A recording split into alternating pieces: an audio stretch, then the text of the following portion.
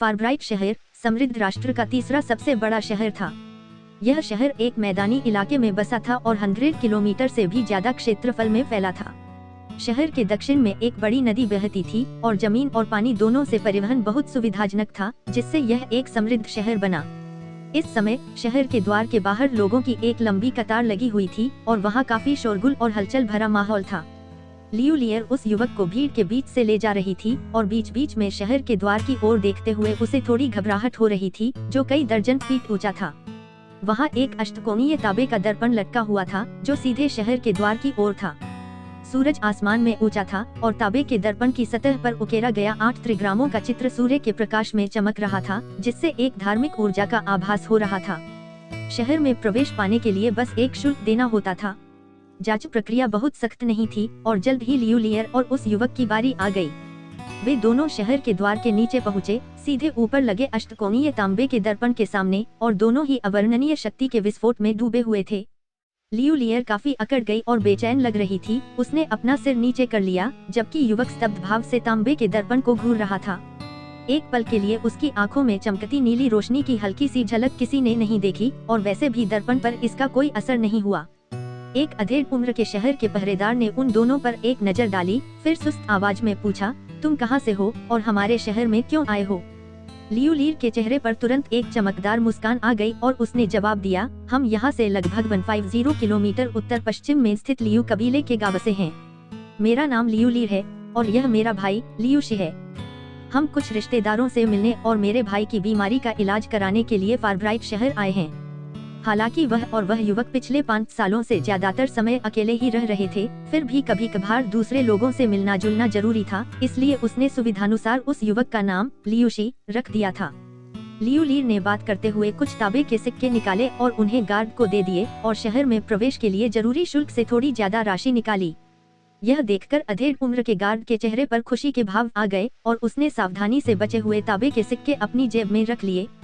फिर उसने उन्हें जाने देने से पहले हतप्रभ लियू शी पर एक नजर डाली। तुम दोनों बुरे नहीं लग रहे हो, अभी अंदर जाओ।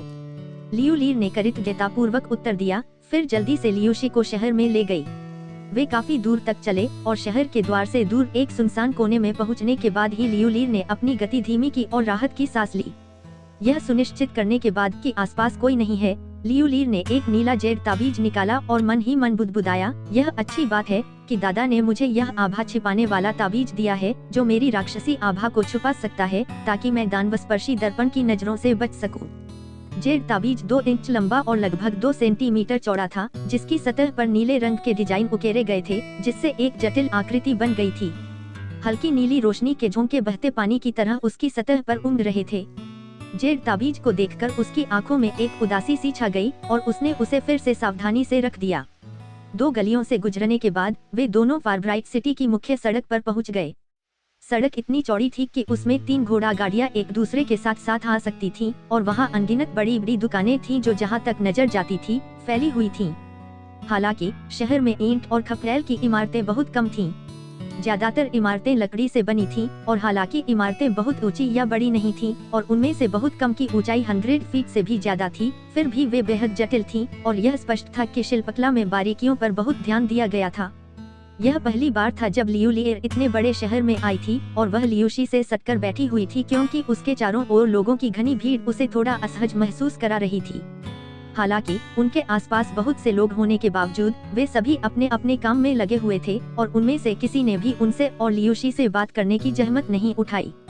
नतीजतन वह धीरे धीरे सहज होने लगी और शहर में जो भी नई चीजें उसे दिखाई दे रही थीं, उन सब पर उसका ध्यान गया। जल्द ही वह उत्सुकता से सड़क पर टहल रही थी।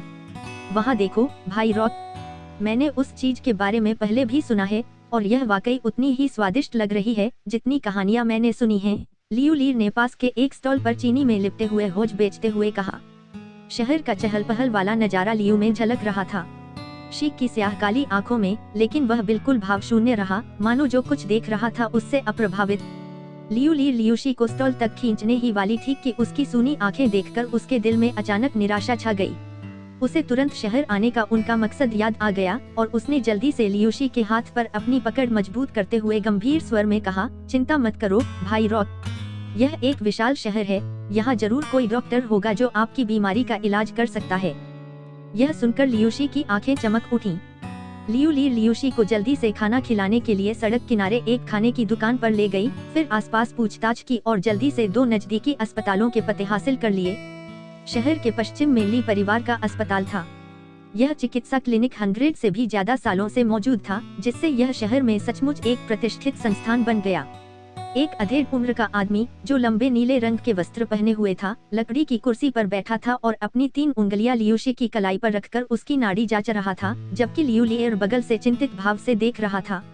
उस आदमी का नाम ली चांगकिंग था और वह ली परिवार के चिकित्सा क्लिनिक का वर्तमान उत्तराधिकारी था। वह 20 से भी ज्यादा सालों से चिकित्सा का अभ्यास कर रहा था और इस इलाके में उसने काफी नाम कमाया था। कुछ देर लियूशी की नाड़ी टटोलने के बाद ली चांगकिंग ने अपना हाथ हटा लिया। आपके भाई की नाड़ी बहुत तेज और स्थिर है और उसकी ऊर्जा बहुत प्रचुर और संतुलित है। यह स्पष्ट है कि वह असाधारण शारीरिक स्थिति में है। उसे यह बीमारी कैसे हुई? लक्षण पहली बार कब दिखाई दिए और क्या कोई बाहरी कारक भी इसमें शामिल थे? ली चांगकिंग ने भौहें सिकोड़ते हुए लियू लियर की ओर मुड़ते हुए पूछा। मैं और मेरा भाई कई सालों से अलग रह रहे हैं, इसलिए मुझे नहीं पता कि उसे यह बीमारी कब हुई या इसकी असली वजह क्या है, लियू लियर ने सिर हिलाते हुए जवाब दिया। तो यह तो बड़ी समस्या वाली बात है। अगर मुझे कारण ही नहीं पता तो मेरे पास इलाज करने का कोई तरीका नहीं है। माफी चाहता हूँ, लेकिन अपने सीमित कौशल के कारण मैं आपकी मदद नहीं कर सकता, ली चांगकिंग ने क्षमा प्रार्थी भाव से अपनी लंबी दाढ़ी पर हाथ फेरते हुए कहा। क्या वाकई कोई रास्ता नहीं है? लियू लियर ने बेचैनी भरी आवाज में पूछा। मुझे डर है कि ऐसा नहीं है, ली चांगकिंग ने सिर हिलाते हुए पुष्टि की। लियू लियर यह सुनकर बहुत निराश हुई और लियूशी के साथ क्लिनिक से निकलने से पहले उन्होंने ली चांगकिंग को प्रणाम किया। वह कुछ देर तक निराशा में सिर झुकाए रही, लेकिन फिर जल्दी से लियूशी की ओर मुड़कर उसे प्रोत्साहित किया। फारब्राइट सिटी में और भी कई मेडिकल क्लिनिक हैं। हम एक एक करके वहां जाएंगे, मुझे यकीन है कि कोई एक डॉक्टर तुम्हें ठीक कर देगा। लियूशी ने जवाब में मुस्कुराया, लेकिन यह स्पष्ट नहीं था कि वह लियू लियर की बात समझ पाया या नहीं। दोनों एक ही दिशा में आगे बढ़े, 2 गलियों से गुजरते हुए एक और मेडिकल क्लिनिक के सामने पहुँचे। इस क्लिनिक की बाहरी दीवारें धूसर थीं, छत पर काली टाइलें लगी थीं और एक चौड़ा प्रवेश द्वार था जो देखने में एक भव्य दृश्य प्रस्तुत कर रहा था। यह क्लिनिक ली परिवार के क्लिनिक से कहीं ज्यादा शानदार था और इसकी सेवाओं के लिए भी यहाँ बहुत से लोग आते थे। यह क्लिनिक दिखने में जितना अच्छा है, मुझे यकीन है कि यहाँ के डॉक्टर भी उतने ही कुशल होंगे। लियू लियर ने आशा भरी नजरों से लियूशी को क्लिनिक में ले जाया, लेकिन लगभग 1 घंटे बाद जब वे दोनों फिर से बाहर आए तो लियू लियर एक बार फिर निराश हो गया। कोई बात नहीं, शहर में और भी क्लिनिक हैं, लियू लियर ने जल्दी से खुद को संभाला। बाकी दिन वे दोनों पूरे शहर में घूमती रहीं, लगभग सभी मेडिकल क्लिनिकों में गईं, लेकिन कोई भी डॉक्टर लियूशी की हालत का इलाज नहीं कर पाया। शहर के उत्तर में वाइल्ड क्राइसेंथेमम क्लिनिक नाम का एक क्लिनिक था और लियू लियर और लियूशी धीरे धीरे अंदर से बाहर निकले। लियू लियर के चेहरे पर मायूसी छाई हुई थी और वह अपनी ड्रेस के कोने से कुछ कर रही थी। वाइल्ड क्राइसेंथेमम क्लिनिक फारब्राइट सिटी का सबसे बड़ा मेडिकल क्लिनिक नहीं था, लेकिन कहा जाता था कि वहाँ के डॉक्टर कुछ दुर्लभ और जटिल बीमारियों का इलाज करने में काफी कुशल थे। दुर्भाग्य से वे भी लियूशी की हालत का पता नहीं लगा पाए। जरा रुको बच्ची, ठीक इसी समय उनके पीछे से अचानक एक आवाज गूंजी और नीले वस्त्र पहने, भूरे बालों वाले एक बुजुर्ग व्यक्ति तेजी से क्लिनिक से बाहर भागे। लियू लियर यह सुनकर थोड़ा अचंभित हुई और बिना पूछे ही रुक गई। क्या बात है, डॉक्टर लियू? नीले वस्त्र पहने वह बुजुर्ग कोई और नहीं बल्कि वाइल्ड क्राइसेंथेमम क्लिनिक के डॉक्टर थे, जिन्होंने अभी अभी लियूशी की नब्ज जांची थी। लियू लियर के दिल में उम्मीद की एक किरण उमड़ी और उन्होंने जल्दी से पूछा, क्या हो सकता है कि आपने मेरे भाई की हालत के बारे में कुछ सोचा हो? हाँ, सोचा है। अभी अभी आपके भाई की हालत देखने के बाद मैं कुछ पढ़ने के लिए पीछे गई और मैं संयोग से एक ऐसे मामले पर नजर डाल रहा हूँ जो आपके भाई के लक्षणों से काफी मिलता जुलता है, बुजुर्ग व्यक्ति ने सिर हिलाकर जवाब दिया। लियू लियर यह सुनकर बहुत खुश हुए। वाह, क्या मैं आपसे विस्तार से पूछ सकता हूँ, डॉक्टर लियू? पुस्तक में दर्ज अभिलेखों के अनुसार आपके भाई के लक्षण सामान्यतः किसी दुर्बल मानसिक स्थिति से पीड़ित मरीजों में देखे जाने वाले लक्षणों से अलग हैं। बल्कि ऐसा लगता है कि उन्हें श्राप दिया गया है या उन पर कोई प्रतिबंध लगाया गया है जिससे उनकी आत्मा को नुकसान पहुंचा है। यह ऐसी चीज नहीं है जिसका इलाज कोई आम डॉक्टर कर पाएगा। केवल अमर डॉक्टर ही जो इस क्षेत्र में निपुण हैं, शायद सही इलाज कर पाएंगे। जहां तक आपके भाई के बोलने में असमर्थता की बात है, तो यह कोई चिंता की बात नहीं है। मैं देख सकता हूँ कि उन्हें शारीरिक रूप से कोई समस्या नहीं है, इसलिए उनकी आत्मा के सामान्य होने पर वे स्वाभाविक रूप से बोलने की क्षमता वापस पा लेंगे, बुजुर्ग व्यक्ति ने जवाब दिया। यह सुनकर लियू लीर चुप हो गयी और थोड़ी देर बाद उन्होंने अपने चेहरे पर एक मुस्कान लाते हुए कहा, डॉक्टर लियू, आपकी सलाह के लिए धन्यवाद। आपका स्वागत है, बच्ची।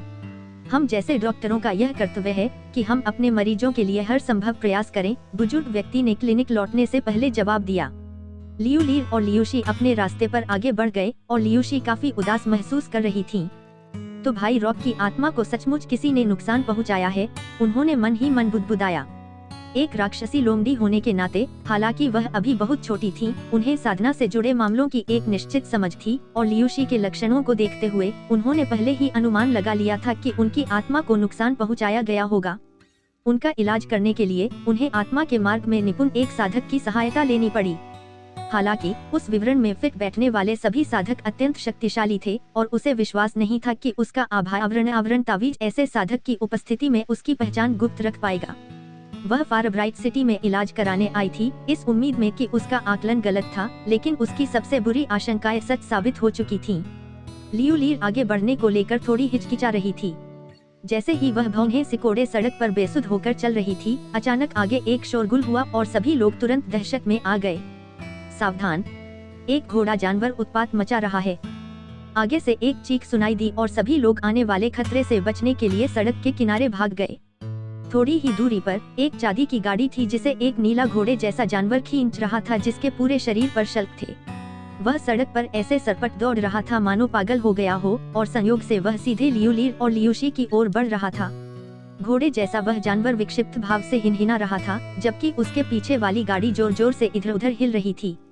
कोच ड्राइवर का चेहरा चादर की तरह पीला पड़ गया था और वह पूरी ताकत से लगाम खींच रहा था, लेकिन कोई फायदा नहीं हुआ। लियू लीर यह देखकर बहुत घबरा गई और उसने तुरंत लियूशी को उस हिंसक जानवर से बचने के लिए घसीटने की कोशिश की, लेकिन तब तक बहुत देर हो चुकी थी। घोड़े जैसा वह जानवर पलक झपकते ही लियू लीर और लियूशी के 10 फीट के दायरे में पहुंच गया और हवा में एक सड़ांध फैल गई। वह इतना करीब था कि लियू लीर उस जानवर के मुंह में मौजूद नुकीले दांतों से चारों तरफ उड़ते सफेद झाग के गोले भी देख सकती थी। लियू लीर घोड़े जैसे जानवर को रोकने के लिए अपनी क्षमता का इस्तेमाल करना चाहती थी, लेकिन घबराहट की हालत में उसके शरीर में जादुई शक्ति ठीक से काम नहीं कर रही थी और वह खुद को रोक नहीं पाई और डर के मारे चीख पड़ी। इस विकट परिस्थिति में उसे अचानक लगा जैसे कोई साया उस पर छा गया हो। पता चला कि लियूशी अचानक अपने शरीर से उसे बचाने के लिए आगे बढ़ा था और साथ ही उसने बिजली की तरह एक हाथ बढ़ाया, घोड़े जैसे जानवर की मोटी गर्दन को पकड़ लिया और फिर अपने शरीर को एक तरफ मोड़कर जानवर से सीधे टकराया। घोड़े जैसे जानवर ने एक जोरदार हिनहिनाहट की आवाज निकाली और उसका विशाल शरीर मानो किसी अचल पहाड़ से टकराकर वहीं रुक गया। अत्यधिक वेग के कारण सड़क पर बने कुछ कठोर पत्थर के स्लैब उसके गरजते खुरों से चकनाचूर हो गए। उसी समय गाड़ी अपने वेग से आगे की ओर उछली और उस राक्षस की पीठ से टकराकर कई फीट दूर एक तरफ उछल गई, फिर जोरदार धमाके के साथ जमीन पर गिर पड़ी। गाड़ी पूरी तरह से पलटी नहीं थी, लेकिन टक्कर से उसमें काफी विकृति आ गई थी और उसके ढांचे के कई टुकड़े जमीन पर गिरने से पहले उड़ गए थे। इस टक्कर से कोच ड्राइवर लगभग गाड़ी से उछलकर गिर गया था, लेकिन लियूशी वहीं बिल्कुल स्थिर खड़ा था मानो उसे कीलों से ठोंक दिया गया हो। आसपास खड़े सभी लोग यह देखकर दंग रह गए और एक चाय खाने से आश्चर्य की एक हल्की सी चीख गूंजी। लियू लीर ने आंखों में डर के भाव के साथ अपनी छाती थपथपाई और अपने सामने खड़े उस भरोसेमंद व्यक्ति को देखकर उसके दिल में गर्मजोशी की लहर दौड़ गई। पिछले कुछ सालों में जब भी उसे कोई खतरा महसूस होता, लियूशी हमेशा सहज रूप से उसकी रक्षा के लिए आगे आ जाती। हालांकि वे खून के रिश्ते के नहीं थे, फिर भी वे खून के रिश्तेदारों जैसे ही करीबी थे। लियूशी द्वारा रोके जाने के बाद नीला घोड़ा जानवर और भी ज्यादा उत्तेजित हो गया और उसने गुस्से से हिनहिनाते हुए अपना सिर नीचे किया और फिर पूरी गति से सीधे लियूशी की छाती पर टूट पड़ा। सावधान भाई रॉक, लियू लीर ने घबराकर कहा। लियूशी बिल्कुल भावशून्य रहा क्योंकि उसने अपना हाथ जानवर की गर्दन पर जकड़ लिया, फिर अपने हाथ से नीचे की ओर बल लगाया। घोड़े जैसे जानवर के पैर उसके नीचे लड़खड़ा गए और उसका विशाल शरीर तुरंत चपटा हो गया, जिससे वह घुटनों के बल गिर पड़ा और इस प्रक्रिया में उसके आसपास जमीन पर पड़े सभी पत्थर के टुकड़े टुकड़े हो गए। उसे ऐसा लगा जैसे उसका पूरा शरीर किसी पहाड़ के नीचे कुचला जा रहा हो जो उसकी सारी हड्डियां चकनाचूर कर देगा और उसकी आंखों का विक्षिप्त भाव तुरंत गायब हो गया, उसकी जगह डर ने ले ली। लियूशी के सामने, जिसके पास उससे कहीं ज्यादा ताकत थी, घोड़े जैसा जानवर आखिरकार शांत हो गया और चुपचाप अपने घुटनों पर बैठ गया, हिलने की हिम्मत नहीं कर रहा था। क्या अविश्वसनीय ताकत है! जिस गति से वह घोड़ा जानवर बना था, उससे कम से कम 2 टन बल के साथ वह उससे टकराया होगा, फिर भी वह उसे आसानी से रोक पाया। वाकई अविश्वसनीय। यह गाड़ी किसकी जागीर की है? तुम इतनी बेपरवाही से इसे इतने व्यस्त बाजार में कैसे चला रहे हो? अगर वह आदमी बीच में न आता तो पता नहीं कितने लोग घायल हो जाते या मारे जाते। यह सुनकर ही सभी को स्थिति की गंभीरता का एहसास हुआ और वे सभी जोश से चर्चा करने लगे। इस बीच लियूशी ने उस जानवर की गर्दन लकड़ी की तरह छोड़ दी और फिर से स्थिर हो गया। घोड़े जैसा दिखने वाला वह जानवर भले ही छोड़ दिया गया था, फिर भी वह जोर जोर से हाँफ रहा था और खड़े होने की हिम्मत नहीं कर रहा था। क्या तुम ठीक हो, भाई रॉक? लियूलीर जल्दी से लियूशी के पास गई और उसके शरीर की जांच की और यह देखकर उसे बहुत राहत मिली कि उसे कोई चोट नहीं आई है। बस चालक पहले ही चादर की तरह पीला पड़ चुका था और अब जब वह जानवर वश में हो गया था तो उसके शरीर की सारी ऊर्जा एक ही बार में खत्म हो गई थी और वह कमजोर होकर गाड़ी पर गिर पड़ा। ठीक इसी समय गाड़ी का दरवाजा खुला और 2 गोरे चेहरे वाले युवक अंदर से निकले। उन दोनों में से पहला लगभग 20 साल का लग रहा था। वह काफी सुंदर था और उसने सफेद विद्वान पोशाक पहन रखी थी। दूसरा आदमी लगभग 17-18 साल का लग रहा था और उसका रंग बिल्कुल जेड जैसा गोरा था। उसकी आंखों की काली पुतलियां और सफेदी, उसके मोती जैसे सफेद दांत और लाल होंठ एक अलग ही विरोधाभास पैदा कर रहे थे। उसने एक लंबा सफेद पोशाक पहन रखी थी, कमर में जेड की बेल्ट और सिर पर जेड की टोपी।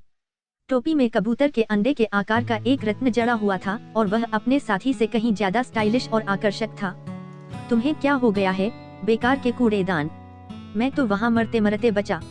विद्वान पोशाक पहने उस युवक की आंखों में डर का भाव था और उसने कोच ड्राइवर से घोड़े का चाबुक छीन लिया और फिर उसे बुरी तरह पीटने लगा। कोड़े के हर वार के साथ खून बहता हुआ कोच ड्राइवर के शरीर पर एक जख्म सा उभर आया, लेकिन उसने सजा से बचने की हिम्मत नहीं की और बस लगातार झुककर माफी मांगता रहा। यह देखकर युवक और भी भड़क गया और चाबुक और भी जहरीले होकर गिर पड़ा। चुप, वे ह्यूमैनर से हैं।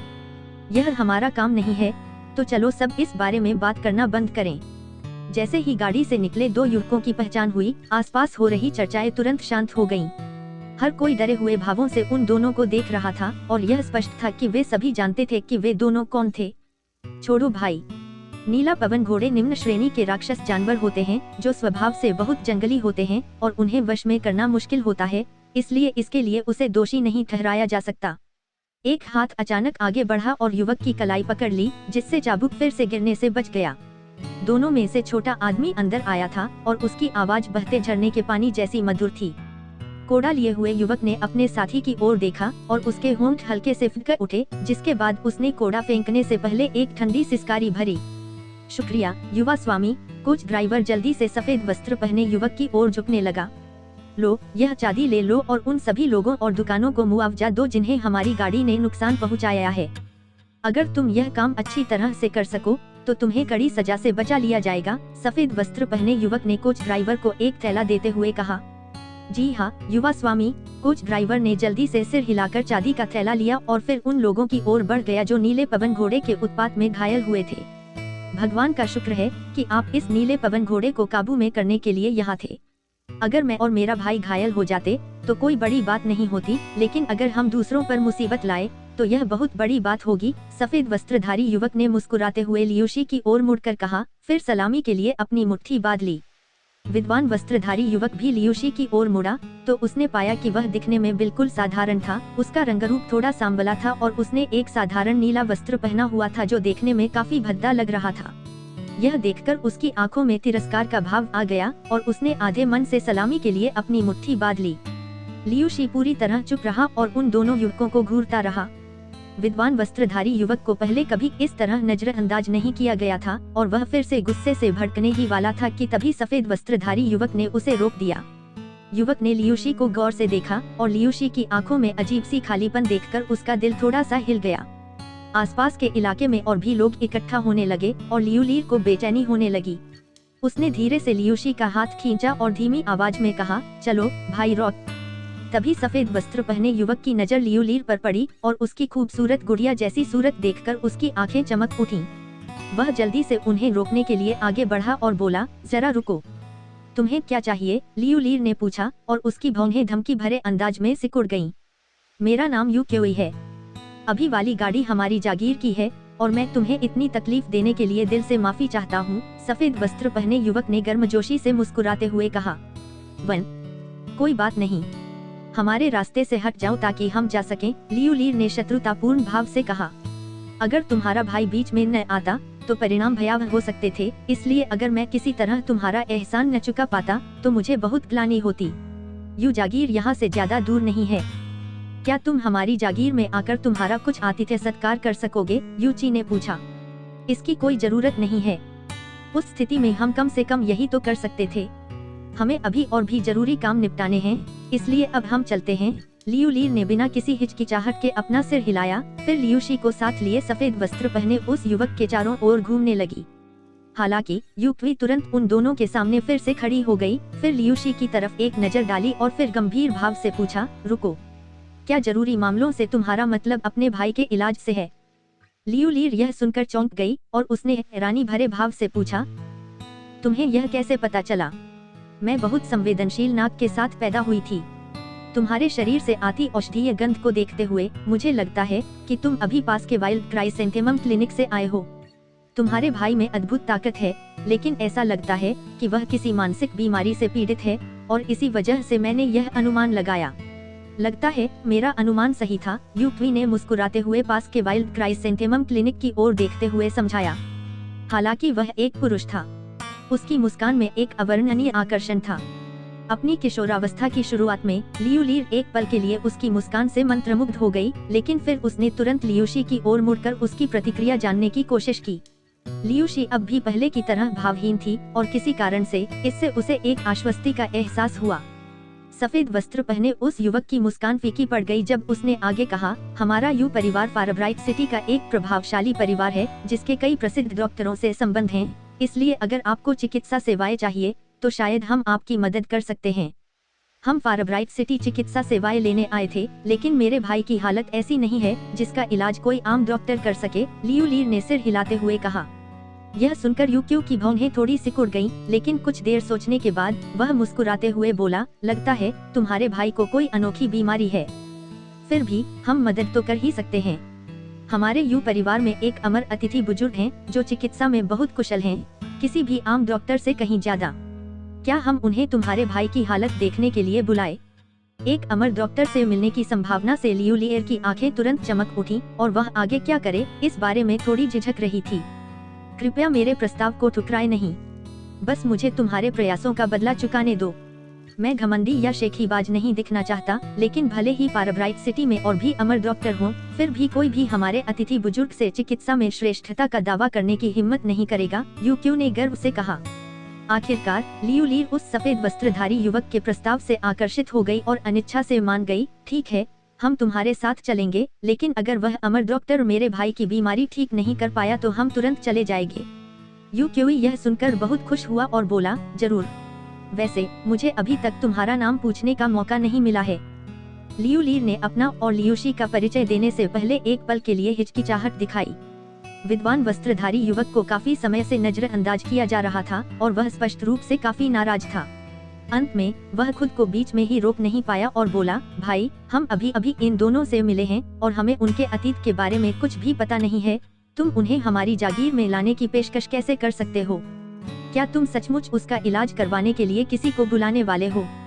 चिंता की कोई बात नहीं भाई, मुझे पता है कि मैं क्या कर रहा हूँ, यूक्वी ने लापरवाही से हाथ हिलाकर जवाब दिया। विद्वान वेशधारी युवक यूक्वी से काफी डरा हुआ लग रहा था और वह कुछ और कहना चाहता था, लेकिन आखिरकार उसने ऐसा करने से मना कर दिया। ठीक इसी समय तलवारों और ब्लेडों से लैस कई सजेदजे पहरेदार दूर से तेजी से दौड़े आए। आसपास खड़े सभी लोग यह देखकर तुरंत तितर-बितर हो गए, मानो वे इन पहरेदारों से काफी डरे हुए हों। पहरेदारों ने उन पर कोई ध्यान नहीं दिया और जल्दी से यूक्वी और दोनों की ओर सामूहिक सम्मानपूर्वक झुक गए। युवा स्वामियों, इतनी देर से आने के लिए हमें माफ करना। हम ठीक हैं, इतना हंगामा करने की कोई जरूरत नहीं है। गाड़ी वापस हवेली ले जाओ और इस बात को तूल मत दो, यूक्वी ने उदासीन स्वर में निर्देश दिया। जी हाँ, युवा गुरु। पहरेदारों ने तुरंत वैसा ही किया जैसा उन्हें बताया गया था और नीले पवन अश्व को जल्दी से खींचकर अपने पैरों पर खड़ा कर दिया और फिर वहां से चले गए। इसके बाद सफेद वस्त्रधारी युवक ने मुस्कुराते हुए लियूलीर और लियूशी की ओर मुड़कर कहा, कृपया मेरे साथ आइए। फिर वह आगे बढ़ने के लिए मुड़ा और लियूलीर ने लियूशी पर एक और नजर डाली, फिर यूक्यूई के पीछे चलने से पहले उसके हाथ पर अपनी पकड़ मजबूत कर ली। विद्वान वस्त्रधारी युवक उन तीनों के जाते हुए देखता रहा और उसका चेहरा और भी गहरा होता गया। कुछ देर और वहीं रहने के बाद उसने ठंडी आवाज में बड़बड़ाया और फिर उसके साथ चल दिया। दिलचस्प, क्या यह वही नहीं है जिसे समृद्ध राष्ट्र का प्रधानमंत्री शीत ज्वाला संप्रदाय में भेजने के लिए अपनी पूरी कोशिश कर रहा है? मैंने सुना है कि उसमें अच्छी साधना योग्यता है। अचानक पास ही एक गली के एक कोने से दो लोग निकले। उनका नेतृत्व एक काले वस्त्रधारी युवक कर रहा था, जिसकी लंबी और संकरी आंखें थीं और वह यूक्यू और बाकी लोगों को दूर जाते हुए एक भयावह भाव से देख रहा था। काले वस्त्रधारी युवक के साथ एक दूसर वस्त्रधारी व्यक्ति था जो छड़ी जितना पतला था और उसकी कमर से कई उभरे हुए जानवरों के थैले लटक रहे थे। वह भी उसी दिशा में देखते हुए चेतावनी दे रहा था, सावधान रहना कनिष्ठ मार्शल भाई। मैंने सुना है कि यू मनोर में कई आवारा साधक रहते हैं, इसलिए हम उन्हें हल्के में नहीं ले सकते। काले वस्त्रधारी युवक ने अपनी चिंताओं को दूर करते हुए कहा, मुझे पता है कि क्या करना है वरिष्ठ मार्शल भाई फान। यह मेरा पहला प्रशिक्षण मिशन है और आपको केवल मेरी सहायता के लिए भेजा गया है। जब तक कोई विशेष परिस्थिति उत्पन्न न हो, आपको हस्तक्षेप करने की कोई आवश्यकता नहीं है। मैं सब कुछ खुद संभाल लूंगा। वह आदमी यह सुनकर इन ग्रे एक व्यंग्यात्मक मुस्कान के साथ चुप हो गए। वह अपने इस कनिष्ठ योद्धा भाई को बहुत अच्छी तरह से जानते थे। हालांकि उनकी साधना का आधार कुछ खास नहीं था, फिर भी वे संप्रदाय के एक वरिष्ठ व्यक्ति से सीधे जुड़े हुए थे, जिससे उन्हें एक शक्तिशाली समर्थक मिला, इसलिए वे हमेशा अपने साथी योद्धा भाइयों को नीची नजर से देखते थे। अचानक वे दोनों धुंधले हो गए और फिर वहीं गायब हो गए। वन यूक्यू के नाम में क्यू चीनी में 7 का अक्षर है। पहले जब कोच ड्राइवर ने धन्यवाद युवा गुरु कहा तो उन्हें 7वें युवा गुरु कहा जाता था, इसलिए सटीक अनुवाद वास्तव में धन्यवाद 7वें युवा गुरु है, लेकिन यह बहुत मुहावरेदार नहीं है, इसलिए मैंने इसे नकार दिया। इसलिए हम यह निष्कर्ष निकाल सकते हैं कि यू परिवार का 7वां युवा गुरु है। तो यहाँ दोनों पुरुषों को 7वें युवा गुरु और दूसरे युवा गुरु कहा जा रहा है, लेकिन एक बार फिर इसका शाब्दिक अनुवाद करना बहुत मुहावरेदार नहीं होगा, इसलिए मैंने यहाँ दोनों के लिए केवल युवा गुरु शब्द का प्रयोग किया है। इससे हम अनुमान लगा सकते हैं कि वे यू परिवार के दूसरे और 7वें युवा गुरु हैं। सफेद वस्त्र पहने वह युवक काफी बातूनी था और जागीर लौटते हुए उसने लियूलीर को शहर के बारे में कई दिलचस्प कहानियां सुनाई, लेकिन लियूलीर का ध्यान भटक गया और उसने आधे अधूरे मन से ही जवाब दिए। समूह कई गलियों से गुजरते हुए जल्दी ही फारब्राइट सिटी के मुख्य क्षेत्र में पहुंच गया। यह एक शांत इलाका था जहां साफ सुथरी सड़कें थीं और लगभग कोई दुकान नहीं थी। इसके बजाय इस इलाके में कई बड़े आंगन थे और यह स्पष्ट था कि शहर के सबसे धनी परिवार यहीं रहते थे। कुछ देर और आगे बढ़ने के बाद समूह एक लाल जागीर के बाहर पहुंचा।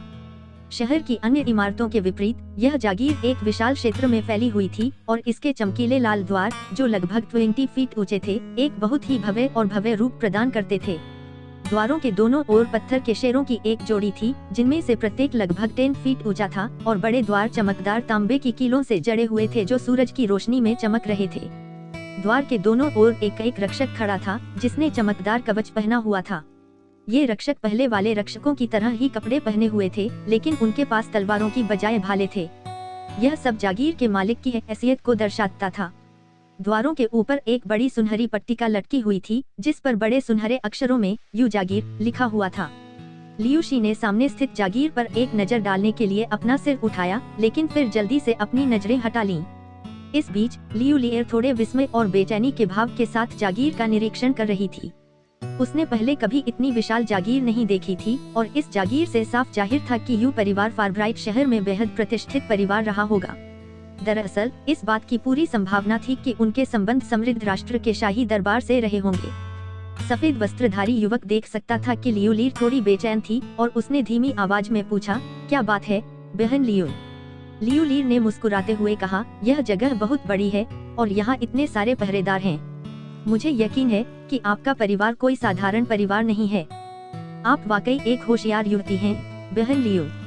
मेरे पिता कोई और नहीं बल्कि समृद्ध राष्ट्र के प्रधानमंत्री हैं और इसीलिए हमारे पास यह सब है, वरना हम एक अमर डॉक्टर को कैसे पाल पाते? यूक्यू ने जवाब दिया।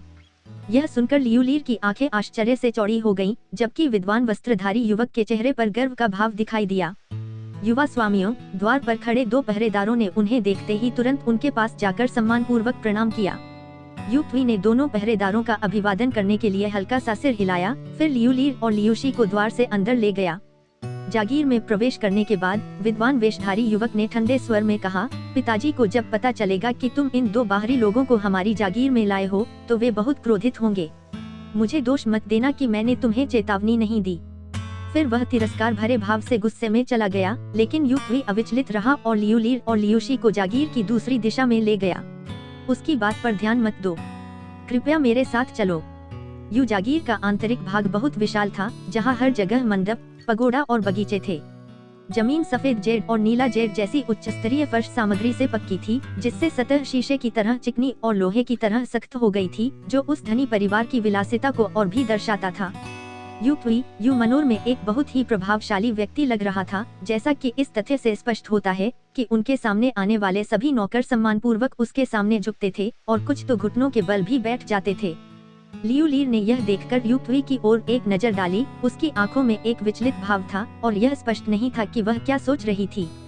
यह तथ्य कि वह और लियूशी युक्वी के पीछे पीछे चल रहे थे, स्वाभाविक रूप से काफी ध्यान आकर्षित कर रहा था, खासकर लियूशी के प्रभावशाली शरीर और अजीब व्यवहार को देखते हुए। लेकिन युक्वी को नाराज करने के डर से किसी ने भी उन्हें ज्यादा देर तक देखने की हिम्मत नहीं की।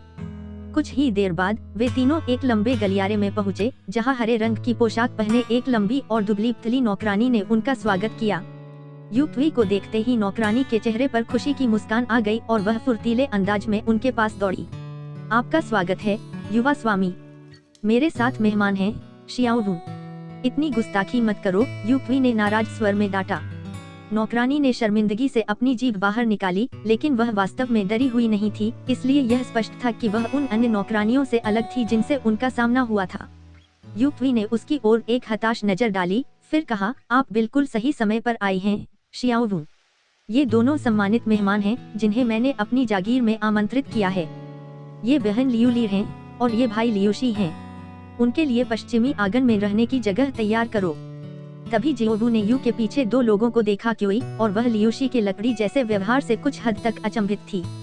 हालांकि जैसे ही उसकी नजर लियूलीर पर पड़ी, उसकी आंखें चमक उठी और वह खिलखिलाकर हंस पड़ी। तुम कितनी प्यारी बच्ची हो, इतना रूखा व्यवहार मत करो। बहन लियू मेरी एक सम्मानित अतिथि हैं। माफ करना, जियाओवू छोटी उम्र से मेरी सेवा करती आ रही है और मैंने उसे बिगाड़ दिया है। क्योई ने जियाओवू को डांटा और फिर माफी मांगती हुई मुस्कान के साथ लियूलीर और लियूशी की ओर मुड़ी। ठीक है, मैं अच्छा व्यवहार करूंगी, जियाओवू ने मान लिया, लेकिन क्योई की पीठ मुड़ी होने पर उसने लियूलीर की ओर अजीब सा मुंह बनाया।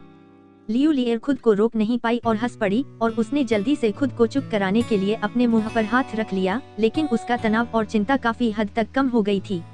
युक्वी ने अपने आसपास के माहौल पर एक नजर डाली, फिर जियाओवू के पास आकर फुसफुसाया, वैसे मैं अगले कुछ दिनों के लिए बाहर जा रहा हूँ, इसलिए।